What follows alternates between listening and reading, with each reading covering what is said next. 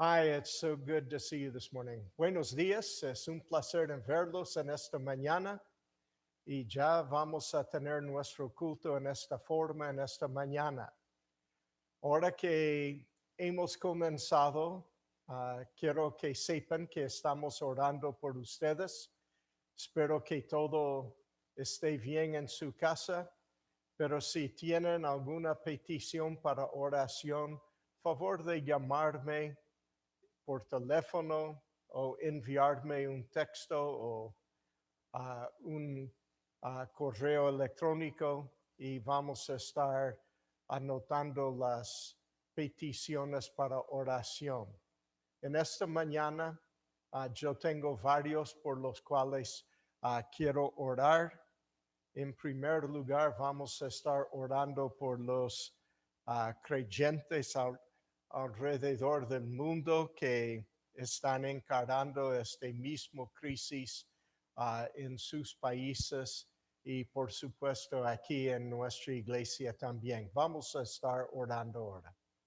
Padre, te ruego por los que están alrededor del mundo en iglesias en esta mañana y aún donde ya sabemos que han cancelado los cultos de las iglesias por causa de esta enfermedad, igual como la nuestra. Pedimos, Padre, que tú les cuides, que les estés amonestando en esta mañana de su lectura y estudio de la palabra de Dios.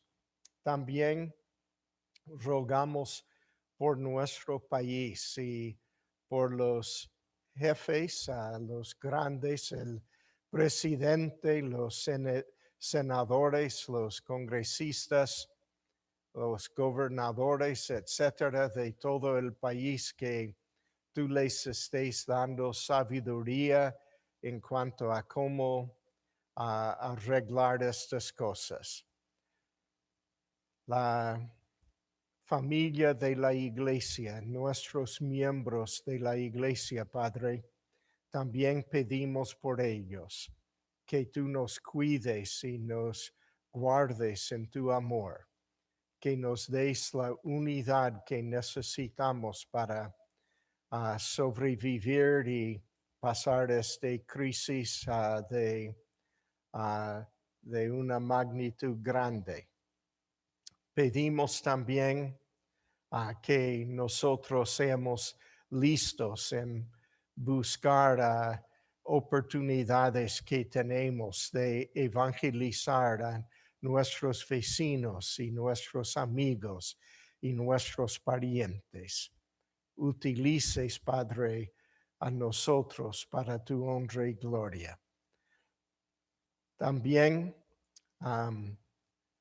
pedimos que en muy especial estéis cuidando a los miembros de la iglesia que trabajan en el ministerio de salud, en hospitales, en emergencias. Pienso en los enfermeros y los que aún están estudiando para ser enfermeros y también de trabajar en las ambulancias. Padre, que les cuide de este virus y que les des oportunidad, Padre, de servirte a ti con todo el corazón. Ahora, te ruego en muy personal por mi sobrina, que tú le estés cuidando a ella, que está infectada ya con este coronavirus, que le levantes pronto de su enfermedad y que guardes a mi sobrino y a su hijo de no enfermarse también. También te ruego por una amiga, una colega de Whelan que se llama Venus, te ruego, Padre, que tú le sostienes en este momento de que ella tiene un tumor en la cabeza. Use este tiempo aún para atraerle a Cristo y que sea salva ella. También por el hijo de Janet, que se llama Isaías, que le cuides como él es chofer y tiene que andar lejos a veces con otros de sus colegas en camiones. Ora, Padre, te pido que tu mano esté con nosotros hoy y que este culto sea bendecido por ti, porque pedimos en el nombre que sobrepasa todo nombre, el nombre de tu Hijo amado Jesucristo. Amén. Muy bien, hermanos. Ahora, como no vamos a tener música en este culto, vamos a entrar directamente en el estudio de la palabra de Dios. Hoy yo voy a estar predicando sobre el tema ¿Cuántos evangelios hay? Es un tema muy importante y para los que no han leído el libro puesto para la defensa del evangelio, lo recomiendo mucho. En esta mañana cubro otras cosas, no específicamente de este tema, pero también cosas que son importantes en cuanto a entender el evangelio. Si estás fuera de nuestro país, se puede comprar esto en el amazon.com, también en español, se llama Puesto para la Defensa del Evangelio. Hoy en día, como hemos visto, se predican muchos evangelios. Es muy popular cambiar el mensaje y decir todavía que es el evangelio. Muchos aún cuando reconocen que haya diferencias, dicen que es el mismo evangelio. Otros dicen que son diferentes maneras de explicar el evangelio. Pero si se cambia el evangelio, ¿es el mismo o es otro evangelio? Pablo escribió, hablando de defender el evangelio, en Filipenses 1, 7 y 17.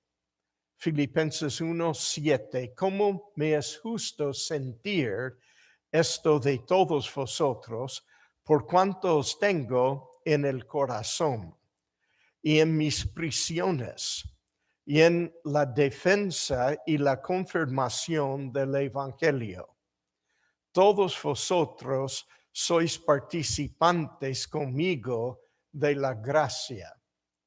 Y otra vez en el versículo 17, Filipenses 1, 17 dice, pero los otros por amor, sabiendo que estoy puesto para la defensa del evangelio. Pero en Romanos, donde Pablo explica qué es el evangelio, Pablo escribió en Romanos capítulo 1, versículos 1 hasta 17. Pablo, siervo de Jesucristo, llamado a ser apóstol, apartado para el evangelio de Dios, que él había prometido antes por los profetas en las santas escrituras, acerca de su Hijo, nuestro Señor Jesucristo, que era del linaje de David según la carne, que fue declarado Hijo de Dios con poder según el Espíritu de santidad por la resurrección de entre los muertos, en todas las naciones por amor de su nombre,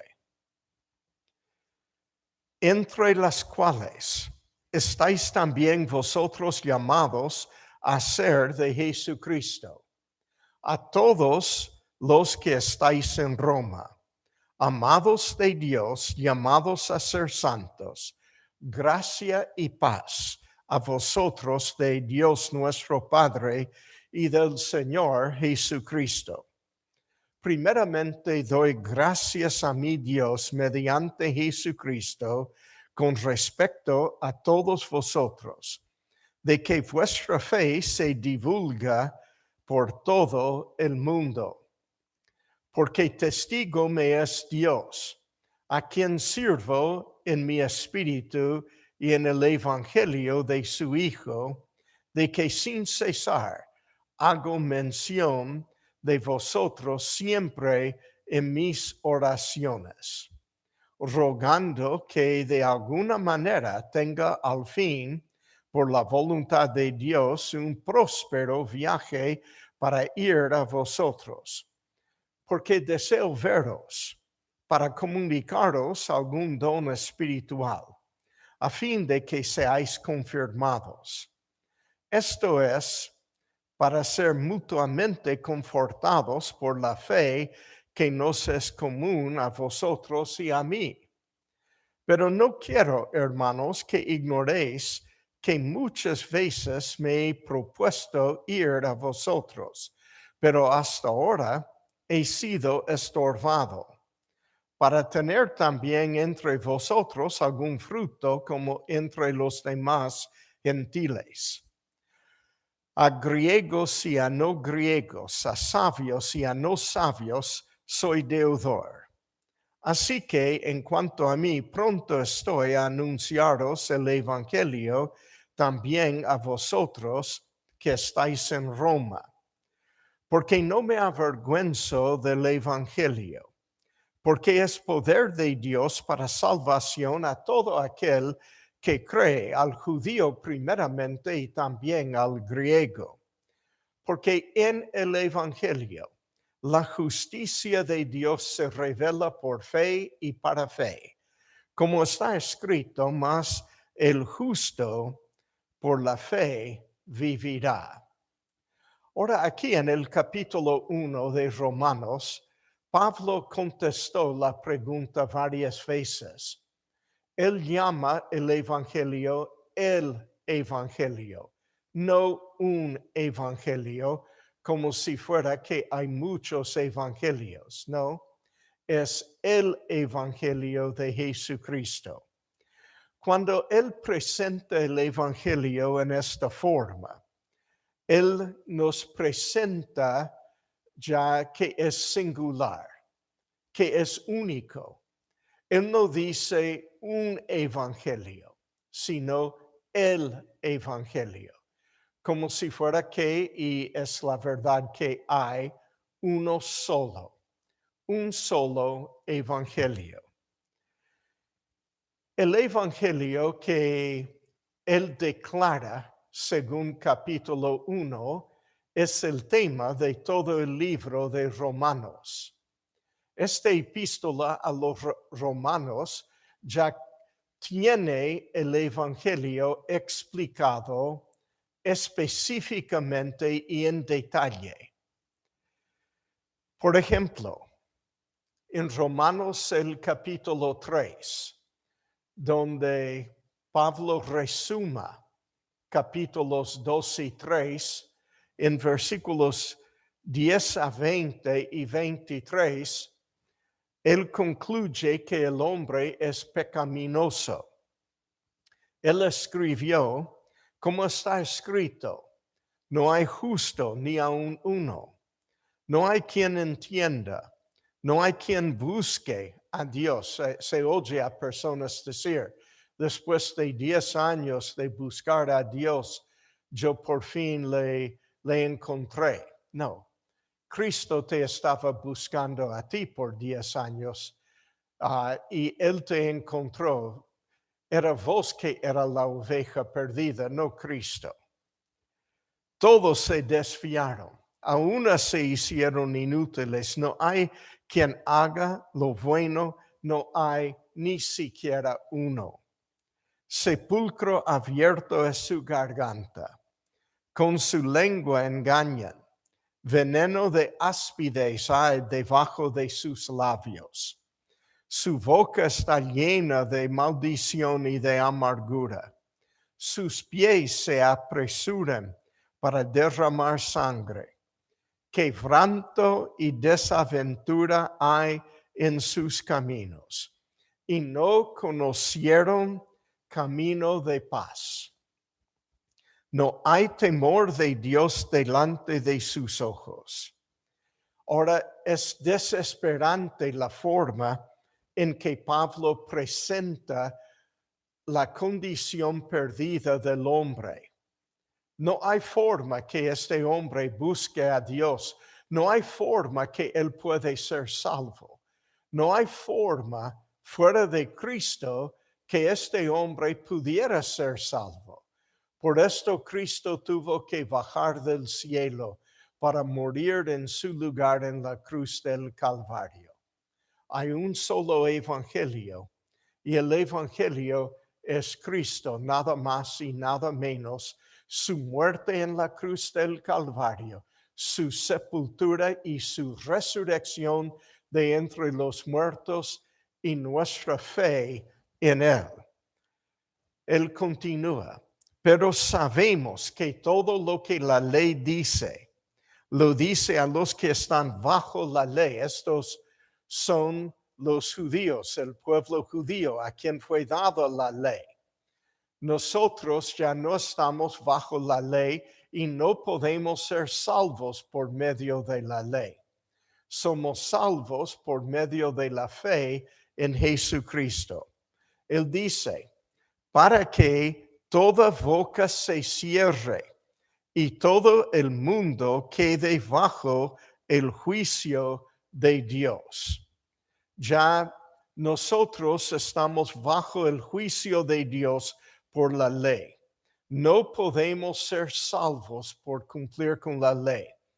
Versículo 20 continúa diciendo, ya que por las obras de la ley, ningún ser humano será justificado delante de él, porque por medio de la ley es el conocimiento del pecado. Por supuesto, Pablo resuma la condición humana en versículo 23. Por cuanto todos pecaron y están destituidos de la gloria de Dios. Todos nosotros somos pecadores. Todos nosotros ya merecemos morir e ir al infierno por toda la eternidad. Nosotros tenemos que tomar en cuenta bien que no merecemos ser salvos y no podemos ser salvos por nuestras obras ni por guardar los 10 mandamientos. Así que el segundo punto de Pablo es también importante. Él comienza esto en versículo 21 de capítulo 3. Es la justificación y la salvación por medio de la fe. Nosotros no somos salvos por obras. Somos pecadores por obras y merecemos ir al infierno. Pero ahora Pablo cambia de su tema para hablar de la segunda parte. ¿Cómo somos salvos por medio de la fe? Justificados, que quiere decir declarados justos. Nosotros ya fuimos declarados a ser justos por medio de fe en el Señor Jesucristo únicamente. Romanos 3, 21 a 26. Pero ahora, aparte de la ley, se ha manifestado la justicia de Dios, testificada por la ley y por los profetas. La justicia de Dios por medio de la fe en Jesucristo. Para todos los que creen en Él, es para cualquiera que crea en Jesucristo. Porque no hay diferencia. ¿Cómo no hay diferencia? Cualquier creyente, que sea judío o gentil, es pecador. Y esto es lo que Pablo concluye en el versículo 23. Por cuanto todos pecaron. Este quiere decir todos los que fueron justificados, los que creen en Él. Y están destituidos de la gloria de Dios, siendo justificados. O sea que Dios nos justificó, aunque era nuestra condición, gratuitamente, por su gracia, mediante la redención que es en Cristo Jesús, a quien Dios puso como propiciación por medio de la fe en su sangre, para manifestar su justicia, a causa de haber pasado por alto en su paciencia los pecados pasados, con la mira de manifestar en este tiempo su justicia, a fin de que Él sea el justo y el que justifica al que es de la fe de Jesús. Ya Dios está justificando, declarando justo al que es de la fe de Jesús. Si uno cree que Jesucristo murió en su lugar en la cruz del Calvario, pagó por sus pecados, fue sepultado y resucitó al tercer día, Él tiene vida eterna. Y hoy, mi amigo, si tú crees en Jesucristo, Dios te perdona todos tus pecados y a la misma vez te da su justicia, la misma justicia de Jesucristo, para que tú pudieras también aparecer delante de Dios. En Romanos 4, Pablo continúa con este tema explicando cómo fue justificado Abraham, que era antes de la ley. Dice en Romanos 4, versículos 1 a 5, ¿qué pues diremos que halló Abraham nuestro padre según la carne? Porque si Abraham fue justificado por las obras, tiene de qué gloriarse, pero no para con Dios. Porque ¿qué dice la Escritura? Creyó Abraham a Dios y le fue contado por justicia. Pero al que obra, no se le cuenta el salario como gracia, sino como deuda. Mas al que no obra, sino cree en aquel que justifica al impío, su fe le es contada por justicia. Con Abraham es igual que con nosotros. Abraham fue declarado justo con la justicia de Dios, con la misma santidad también de Dios, porque él creyó la promesa de Dios. Nosotros tenemos que creer la promesa de Dios también. Cristo prometió para que todo aquel que en él cree no se pierda. Antes de prometernos vida eterna, Él prometió que nunca vas a perder esta vida eterna. No se pierda, mas tenga vida eterna. Nosotros hoy tenemos vida eterna por haber creído en esta promesa de Jesucristo que Él consiguió derramando su sangre en la cruz del Calvario.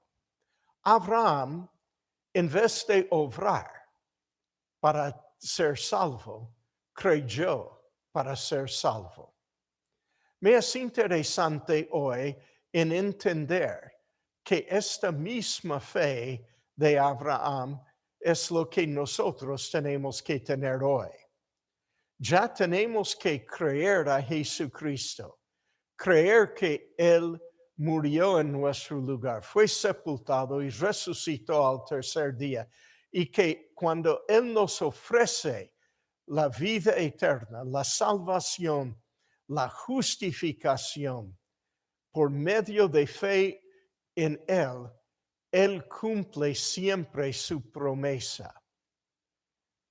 Mi amigo, en versículo 4 que leemos aquí dice que al que obra no se le cuenta el salario como gracia, sino como deuda. Dios no tiene deuda contigo. Él no tiene que pagarte para que tú seas salvo por obras, no. No es por obras porque Dios no debe salario de salvar al hombre. Tú tienes una deuda con Dios y la paga del pecado es la muerte. Dios pagó la paga del pecado, ofreciendo en tu lugar a su Hijo Jesucristo para darte la vida de la resurrección. Al que no obra, dice versículo 5, si no cree en aquel que justifica al impío, su fe le es contada por justicia. Un hombre antes de la ley. Abraham es el ejemplo que Pablo tomó en Romanos para hablar de cómo ser salvo. Y este hombre también tiene datos en cuanto a su fe. En versículos 16 a 22 dice, por tanto es por fe, para que sea por gracia, a fin de que la promesa sea firme para toda su descendencia, no solamente para para la que es de la ley, sino también para la que es de la fe de Abraham, el cual es Padre de todos nosotros. Como está escrito, te he puesto por Padre de muchas gentes, delante de Dios a quien creyó, el cual da vida a los muertos y llama las cosas que no son como si fuesen. Él creyó en esperanza, contra esperanza, cuando el mundo no le daba más esperanza, cuando humanamente no había más esperanza. Él continuó esperando, creyendo a Dios, aún en un momento cuando Dios le había prometido un hijo y él ya tenía más que 99 años de edad. Era contra esperanza. Su señora ya vieja no tenía la posibilidad de embarazarse, pero él creyó en esperanza contra esperanza para llegar a ser padre de muchas gentes, conforme a lo que se le había dicho, así será tu descendencia. Y no se debilitó en la fe al considerar su cuerpo, que estaba ya como muerto, siendo de casi 100 años, o la esterilidad de la matriz de Sara. Tampoco dudó por incredulidad de la promesa de Dios, sino que se fortaleció en fe, dando gloria a Dios. Plenamente convencido, este es lo que es fe, plenamente convencido de que era también poderoso para hacer todo lo que había prometido, por lo cual también su fe le fue contada por justicia. La fe de Abraham es una fe que todos nosotros necesitamos. En tercer lugar, Romanos nos presenta que uno no puede ser salvo por la ley, por las obras ni la ley. Romanos 3:21. Pero ahora, aparte de la ley, se ha manifestado la justicia de Dios testificada por la ley y por los profetas. Romanos 6:14.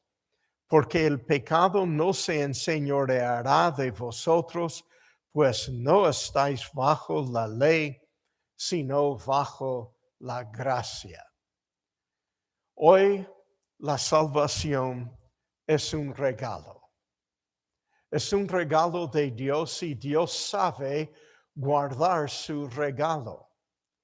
Guardar mi salvación no es mi responsabilidad, sino la responsabilidad del que prometió darme la salvación. Por eso Romanos 8 presenta la seguridad del creyente. Esta es la parte de promesa. Nuestra fe es en la promesa de Dios de cumplir con su promesa de darnos vida eterna y salvación. Romanos 8 comienza con el versículo 1 diciendo, ahora pues, ninguna condenación hay para los que están en Cristo Jesús. Los que no andan conforme a la carne, sino conforme al Espíritu. Porque la ley del Espíritu de vida en Cristo Jesús me ha librado de la ley del pecado y de la muerte. Porque lo que era imposible para la ley, nota esto, no es posible, es imposible para la ley de salvar al hombre, de justificar al hombre, de darle vida eterna. Lo que era imposible para la ley, por cuanto era débil por la carne, Dios enviando a su Hijo en semejanza de carne de pecado, y a causa del pecado condenó al pecado en la carne, para que la justicia de la ley se cumpliese en nosotros, que no andamos conforme a la carne, sino conforme al Espíritu. Porque los que son de la carne piensan en las cosas de la carne, pero los que son del Espíritu en las cosas del Espíritu. Porque el ocuparse de la carne es muerte, pero el ocuparse del Espíritu es vida y paz. Por cuanto los designios de la carne son enemistad contra Dios, porque no se sujetan a la ley de Dios, ni tampoco pueden. Tú no puedes cumplir con la ley de Dios porque es imposible para la carne. Y los que viven según la carne no pueden agradar a Dios. Viviendo conforme a la ley de Moisés, nunca te va a dar salvación porque nunca puede agradar a Dios. Mas vosotros no vivís según la carne, sino según el Espíritu, si es que el Espíritu de Dios mora en vosotros. Y si alguno no tiene el Espíritu de Cristo, no es de él. Ahora él nos explica lo que es andar por el Espíritu. Dice, es tener el Espíritu en uno. Y este es lo que uno tiene por fe. Si uno tiene el Espíritu de Cristo, ya nunca va a perder la salvación. Y si uno no tiene el Espíritu de Dios que viene a vivir perpetuamente, eternamente en el corazón del creyente, entonces no puede perder la salvación el que tiene, pero no puede ser salvo el que no tiene. Pero si Cristo está en vosotros, el cuerpo en verdad está muerto a causa del pecado, mas el Espíritu vive a causa de la justicia. Y si el Espíritu de aquel que levantó de los muertos a Jesús mora en vosotros, el que levantó de los muertos a Cristo Jesús vivificará tiempo futuro. O sea que no hay duda en esto. Es tiempo futuro indicativo. Él está prometiéndote, Él te va a levantar de los muertos. Vivificará también vuestros cuerpos mortales por su Espíritu que mora en vosotros. Saltando más adelante al final del capítulo 8, donde él resuma la doctrina de la seguridad del creyente. En versículo 32, el que no escatimó ni a su propio Hijo, sino que lo entregó por todos nosotros, ¿cómo no nos dará también con él todas las cosas?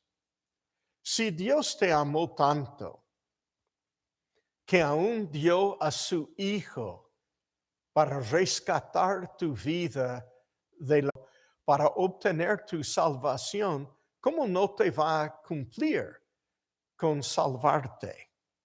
¿Quién acusará a los escogidos de Dios? Dios es el que justifica.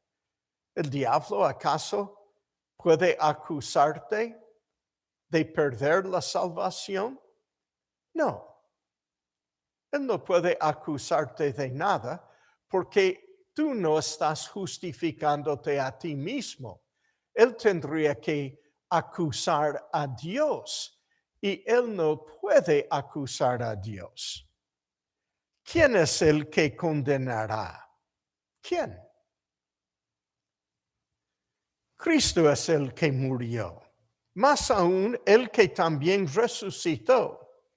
El que además está a la diestra de Dios, el que también intercede por nosotros. Mi abogado es mayor que todos. ¿Quién me va a acusar? ¿Quién nos separará del amor de Cristo? ¿Tribulación o angustia? ¿O persecución o hambre? ¿O desnudez o peligro o espada? ¿Cómo está escrito? Por causa de ti somos muertos todo el tiempo, somos contados como ovejas de matadero. Antes, en todas estas cosas, somos más que vencedores por medio de aquel que nos amó. Por lo cual, estoy seguro. Qué bien. Pablo termina hablando de la seguridad del creyente diciendo, él está seguro. Y yo también, mi amigo, estoy seguro de mi salvación. Estoy seguro de que ni la muerte, ni la vida, ni ángeles, ni principados, ni potestades. Quiere decir ni el diablo, ni el arcángel, ni ángeles. Ninguna cosa. Ni lo presente, ni lo que estoy teniendo hoy con coronavirus me puede sacar mi salvación. Ni lo por venir, ni lo que puede venir mañana, ni lo alto, ni lo profundo, ni ninguna otra cosa creada. Nada que fue creado. Y uno dice, pero ¿qué tal si yo me quito la salvación a mí mismo? No. ¿Fuiste creado o eres creador? Yo no soy creador, soy criatura, creado. ¿Y qué tal el diablo? Él también fue creado. Él no es todopoderoso. O sea que no existe nada menos que Dios. Ninguna cosa creada que nos podrá separar del amor de Dios que es en Cristo Jesús, Señor nuestro. Pablo bien presenta el Evangelio en la epístola a los romanos. Él va en detalle. Habla de todas las condiciones que se componen en el Evangelio. Su defensa de la doctrina de la resurrección en 1 Corintios 15, además, dice que la resurrección es una de las partes primarias del Evangelio. Leemos en 1 Corintios 15, comenzando con el versículo 1.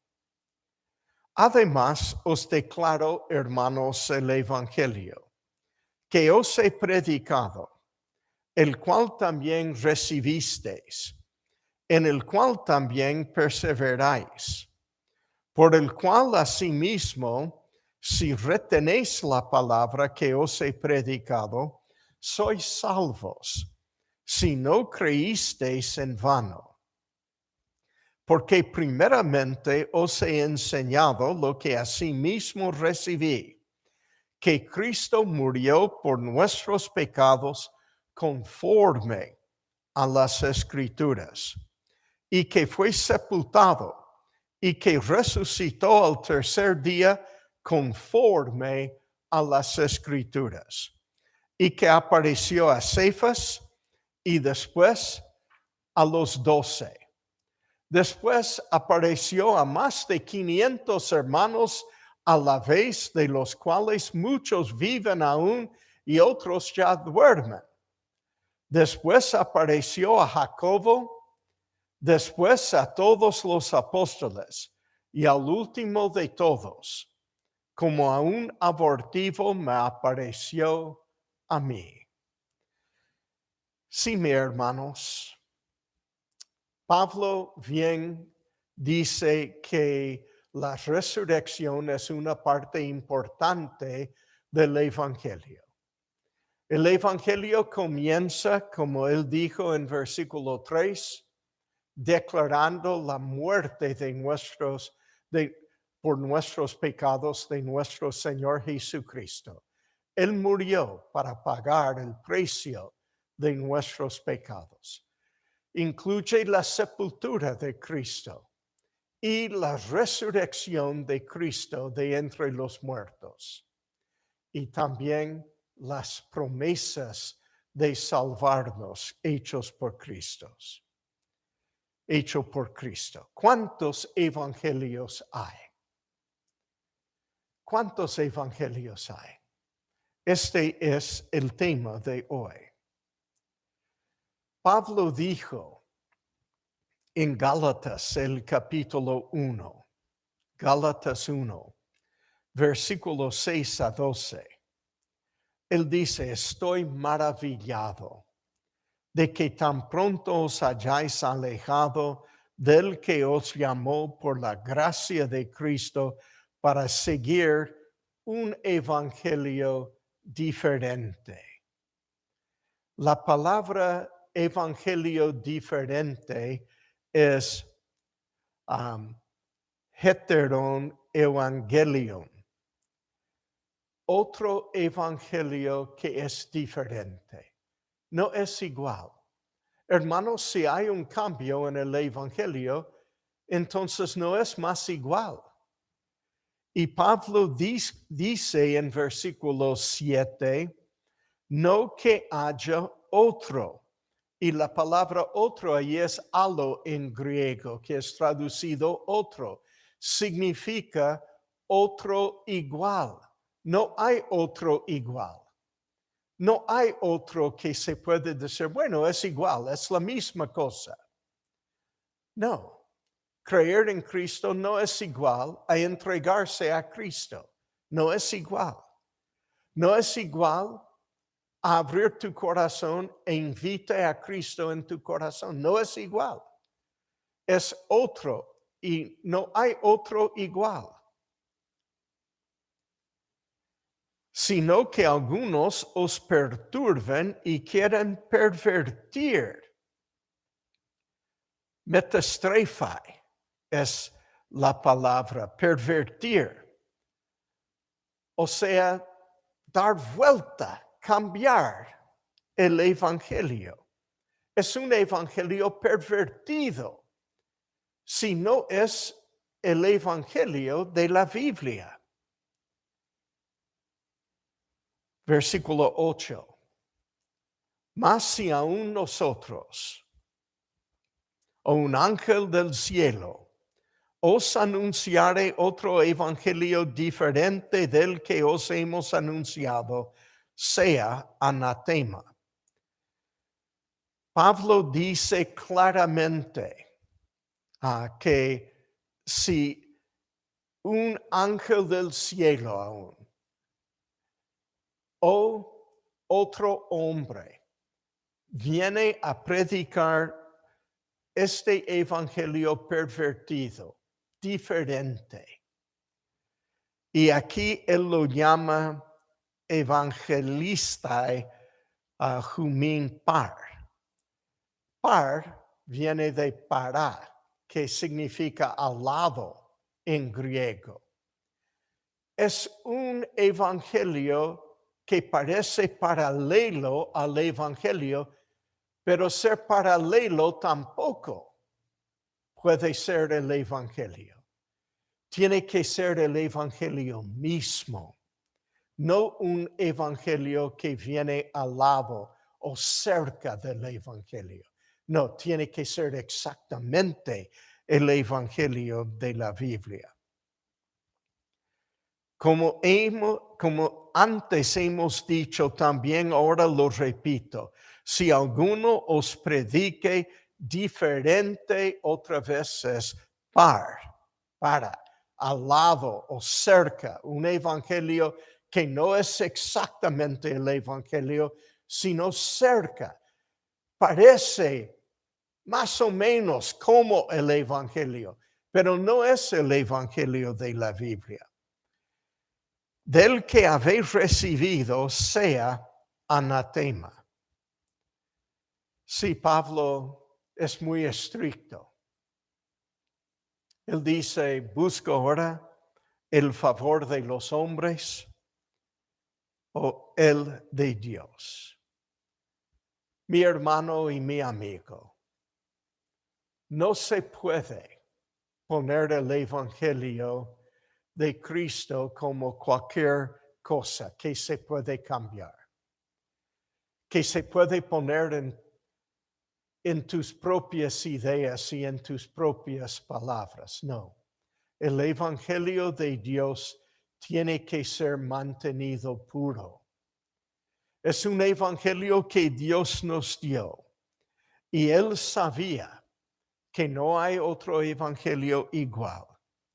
Cualquier otro evangelio es una perversión, es diferente, es similar o cerca, pero todavía diferente.